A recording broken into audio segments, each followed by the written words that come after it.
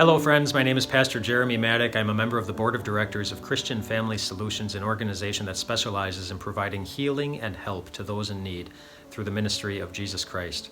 We do this primarily in two ways, by offering professional counseling services and also by offering professional care services. As you know, our lives today are in many ways dramatically different than what they were just a short time ago. Because of the current COVID-19 pandemic, many of us are feeling newly isolated and alone and helpless. Many of us are enclosed and quarantined in the same space with the same people for long periods of time now. And this may have been going on for such a long period of time now that those enclosed spaces might be feeling even smaller and tighter, exposing stress and tempers and anxiety. We want you not just to survive these difficult times. We believe that you can thrive in them. Here's one of our professional counselors with some tips on how you can cope during this difficult time.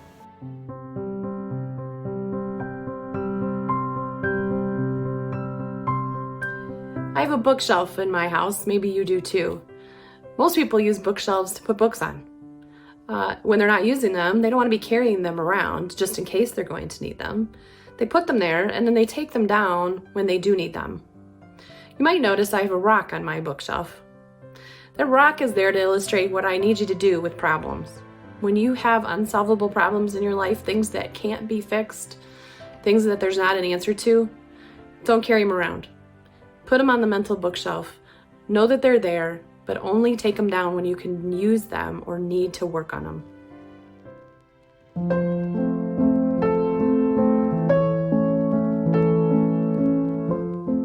And now that you've got those unsolvable rock problems up on the shelf where they belong, you are going to need something to take your mind off of it. You need distracting activities, things that will take your mind away from the things you can't do anything about. Could be anything, you name it, millions of choices. I started working on paint by number. It's really hard and it takes a lot of concentration. My husband, we have about 35 new model cars in our house that he can work on during any crisis that comes up.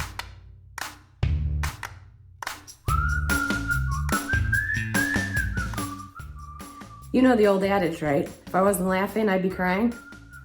Take a little time to find humor in life. That's one of the hardest parts for me of this whole experience, is not being able to help people laugh, because laughter is so important, even if it's 3 to 5 seconds of laughter. So use their muscles to smile, not to frown, and find some way to giggle throughout the day.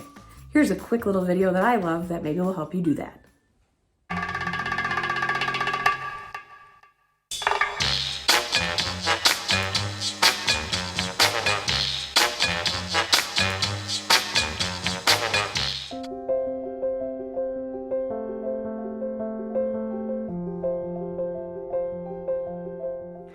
One of the things lots of us do when we get into a stressful situation is we fail to control our breathing. One of two things happens. Either we breathe really fast or we stop breathing altogether.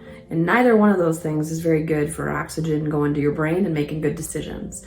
So here's a breathing technique you could try. Sit or stand up as straight as you can. You're gonna take your finger and we're gonna make a little square and count to 4s. We're gonna breathe in, hold, exhale, and hold. Ready?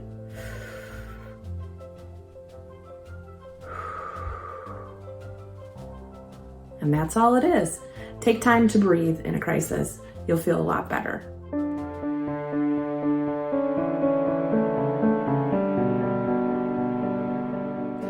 When difficulties enter our lives, it's sometimes hard to make sense of them. And often we're caused to wonder why. Why is this happening? Why is this hurt in my life? Why do I have to endure this difficulty? But the truth is that finding meaning in these difficulties is hard. Another way to look at it and to cope would be to ask a different question. What? What's in this? What's the purpose of what I'm going through? What's the silver lining? What is it that God has put in my life through this difficulty? Stop today and instead of asking why, try asking what, and you'll find the meaning and the peace that you need to get through this difficult time. Friends, we want you to know that you are not alone. We at Christian Family Solutions are here to help you by pointing you to the healing that comes through the one who time and again proved that he was stronger than any challenge that we might ever face in this life, and whose love for you will never change.